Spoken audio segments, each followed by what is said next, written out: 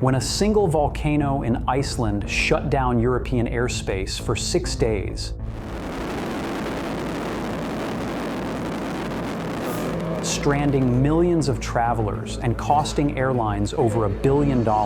Tonight, travelers are stranded in all on 6 continents. The world learned just how vulnerable our interconnected systems really are.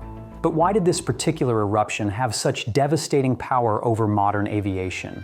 In this video, we'll dive deep into the science behind the 2010 Eyjafjallajökull eruption, exploring not just what happened, but exactly why volcanic ash and jet engines make such a deadly combination. We'll uncover the precise mechanisms that turn microscopic particles into aviation's worst nightmare. Examine the split-second decisions that grounded an entire continent and reveal what this disaster taught us about the hidden fragilities in our modern world.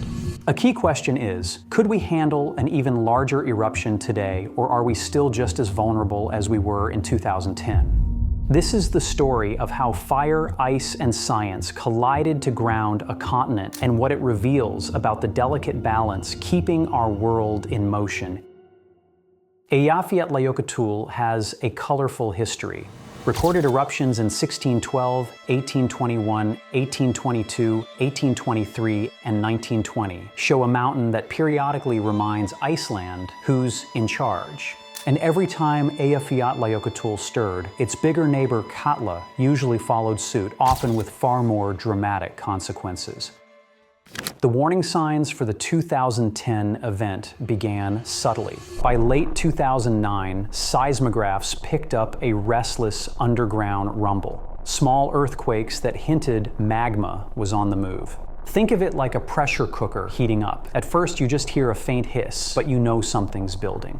That underground pressure kept rising through the winter months until March 20th, 2010, when the volcano finally cracked open with its first act. By that time, the pressure had reached its breaking point. The volcano had begun phase 1, which is what volcanologists call a fissure eruption. Instead of a single dramatic blast, lava seeped and bubbled out through a crack in the earth on the mountain's flank. It was rated just a 1 on the Volcanic Explosivity Index, the geological equivalent of a firecracker. It was spectacular to look at, with lava fountains lighting up the night sky, but not particularly dangerous beyond the immediate area. Tourists even flocked to see it because Iceland, being Iceland, has this way of treating natural disasters like a light show. But nature had a much more terrifying show waiting, because Eyjafjallajökull wasn't done. On April 14th, everything changed. Phase 2 began, and this is where things went from lava fountains to global travel meltdown. The key difference wasn't just the intensity, it was the location. You see, the eruption wasn't happening in open air anymore. It was occurring directly beneath Eyjafjallajökull's thick glacier cap, about 200 meters of ancient ice. When superheated magma broke through and met all that frozen water head-on, the collision created what volcanologists call a phreatomagmatic eruption. Imagine pouring cold water onto red-hot oil in a frying pan and the violent flash of steam that results. Now scale that reaction up by several billion tons. As the lava melted the ice, it produced massive floods of glacial meltwater that crashed back into the magma vents. This super chilled water instantly shattered molten rock into microscopic razor-sharp particles of volcanic glass. This is what we call volcanic ash, hard fragments of pulverized rock and glass, light enough to float in the atmosphere, yet abrasive enough to sandblast metal. The eruption was now ranked as a 4 on the Volcanic Explosivity Index. It launched about 250 million cubic meters of ash and rock 9 kilometers into the sky. To put that in perspective, imagine filling 100,000 Olympic-sized swimming pools with ash and launching the contents straight into the stratosphere. Because the plume rose 8 to 9 kilometers high, it shot directly into the jet stream, the high-altitude river of air that planes use to cross Europe and the Atlantic. Once volcanic ash particles are swept into it, they can drift for days or even weeks, blanketing entire continents. That's why an eruption on a remote Icelandic glacier suddenly became a crisis in Madrid, Paris, and Rome. That meant that this eruption wasn't just Iceland's problem anymore.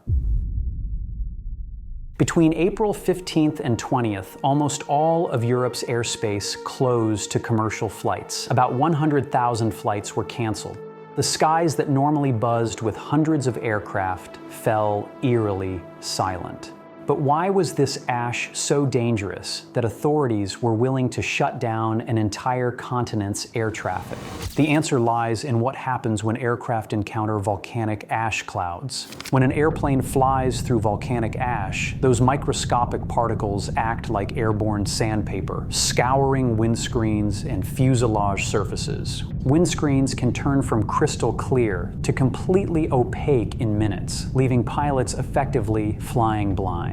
Take this windshield, for example. It's from the same Boeing 747. On the right side, the glass is so badly frosted by abrasion that the pilots could barely see through it at all. On the left side, where the ash struck at a shallower angle, the visibility was not as badly affected. But the real danger lurks inside the engines. Jet engines burn at temperatures between 1,500 to 2,000 degrees Celsius, hot enough to melt volcanic ash, which becomes molten around 1,100 degrees Celsius. Once melted, the ash doesn't simply disappear. It re-solidifies in cooler parts of the engine, building up like volcanic cement on turbine blades and blocking critical airflow. The image you see here shows what happens deep inside the high-pressure turbine section of an aircraft engine after flying through an ash cloud. At the top, the dark, glassy material coating the edge of the nozzle guide vanes is melted volcanic ash that is fused onto the metal surface. This disrupts the delicate aerodynamics of the turbine blades and blocks the flow of air needed for combustion. The bottom part of the image captures a different but equally dangerous effect. Ash that did not fully melt has accumulated on the rotor. Over time, this kind of buildup can choke the engine, interfere with cooling systems, and in severe cases, cause the engine to fail altogether. Pilots have reported sudden power loss, surges, and even complete flameouts after encountering volcanic ash clouds. Past encounters between aircraft and ash clouds have proven its deadly potential. Between 1953 and 2009, there were 79 recorded incidents of aircraft encountering volcanic ash clouds. 26 caused serious damage, and in 9 cases, engines actually failed mid-flight. In 1989, a Boeing 747 flying through an ash cloud from Alaska's Mount Redoubt lost power in all 4 engines before pilots managed to restart them and make an emergency landing. The repair bill exceeded $80 million. The ash concentration that grounded Europe measured between 2,000 and 4,000 micrograms per cubic meter in many areas, levels considered extremely dangerous for aircraft engines. For context, even 200 micrograms per cubic meter can cause engine damage over time. Aviation authorities couldn't gamble with passenger safety. The rule was absolute. If ash was detected, the skies were shut, in this case, for 6 days straight.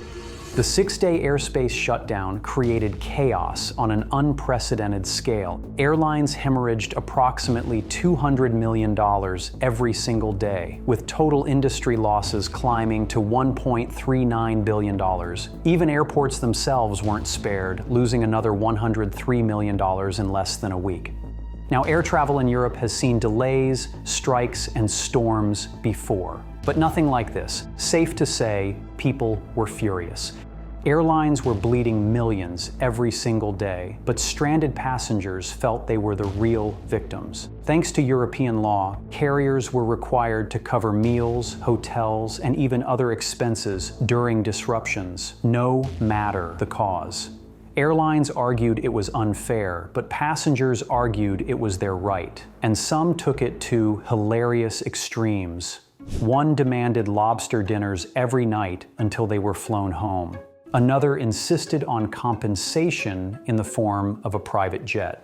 Meanwhile, an unexpected side effect was unfolding beneath Europe's busiest flight paths. In West London, residents under Heathrow's normally deafening approach routes experienced something many had never known: complete silence.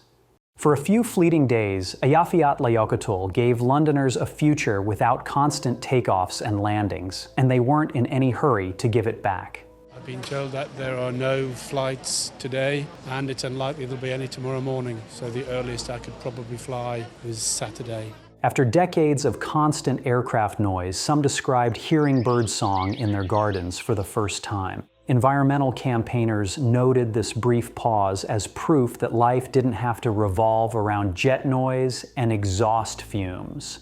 As Europe scrambled under a sky clogged with ash, the volcano was quietly playing its own game. Fields were buried under a thick coat of volcanic ash, rivers of glacial meltwater tore through pastures, and sheep wandered like confused tourists in a suddenly alien landscape. Farmers watched their livelihoods vanish under gray dust, bracing for the worst. And yet, spring had a secret advantage. The timing was merciful. Within weeks, the ash settled, the floods receded, and by late June 2010, the land was shrugging itself awake. Green shoots pushed through, animals returned, and life slowly edged back toward normal, stubborn and resilient as the Icelandic people themselves. Finally, in October 2010, Icelandic experts gave the verdict. The eruption was officially over. But Eyjafjallajökull wasn't done making headlines. Images of fire tearing through ice, ash clouds soaring like towers into the sky, and rivers of molten rock captivated millions. Suddenly, Iceland was a must-see destination, a live-action natural spectacle. The government and tourism boards jumped in, inviting the world to explore the landscapes forged in fury. And explore they did. In the years that followed, tourism skyrocketed, breathing new life and cash into towns that had just survived nature's wrath. The crisis forced a fundamental rethinking of aviation safety protocols. For years, the rule had been binary. Any detected ash meant immediate airspace closure. But with billions in losses and millions of stranded passengers, the pressure for change became overwhelming. On April 21, 2010, the UK's Civil Aviation Authority, working with engine manufacturers, introduced the first ever concentration-based ash limits. Areas with 200 to 2,000 micrograms of ash per cubic meter were deemed enhanced procedures zones, risky but flyable with proper precautions and post-flight inspections. This represented a seismic shift from absolute prohibition to calculated risk management, born out of economic necessity, but grounded in new scientific understanding of ash tolerance levels. The eruption exposed critical weaknesses in Europe's fragmented airspace management. Each country controlled its own skies independently, meaning planes had to switch between different air traffic systems, and crisis decisions were made in isolation. The disaster accelerated initiatives like the Single European Sky project, aimed at managing airspace by traffic flow rather than national borders. Back in Iceland, the volcano's impact was paradoxically both destructive and beneficial. Locally ash-buried farmland, glacial floods scoured the landscape, and communities faced immediate hardship. But within months, the dramatic images of fire and ice had transformed Iceland into a must-see destination. Tourism skyrocketed in subsequent years, bringing new economic opportunities to areas that had just survived nature's wrath. There was even an unexpected environmental footnote. While the volcano spewed approximately 150,000 tons of CO2 daily into the atmosphere, the grounded flights actually prevented between 1.3 and 2.8 million tons of aviation emissions during the shutdown period. In the end, questions linger. How ready are we for the next eruption or the next disruption of equal audacity? Could a similar event happen somewhere else, somewhere less prepared? And with climate change potentially nudging volcanic activity into new patterns, are our airports, airlines, and air traffic systems really ready for a repeat performance? Scientists warn that Iceland itself may not be done. Its larger neighbor, Katla, is being closely monitored because its past eruptions often followed Eyjafjallajökull and could dwarf its eruption in size and impact. And Iceland isn't alone. The aviation industry keeps a wary eye on other giants like Mount Fuji in Japan or Mount Rainier near Seattle, both close to major air corridors. Volcanologists call this the aviation volcano problem. Eruptions don't have to be massive to be disruptive. All it takes is the right mix of magma, water, and wind, and modern air travel grinds to a halt. Eyjafjallajökull proved that even a mid-sized eruption can ripple across the entire global economy. The good news is that the aviation industry has made improvements since 2010. Better ash detection systems, revised safety protocols, and enhanced international coordination. But the fundamental vulnerability remains. Our interconnected world still depends on systems that can be brought to a halt by forces beyond human control. Thanks for watching this episode of Natural Forces. Subscribe and stay tuned for more explorations into natural forces and how they affect us in different ways.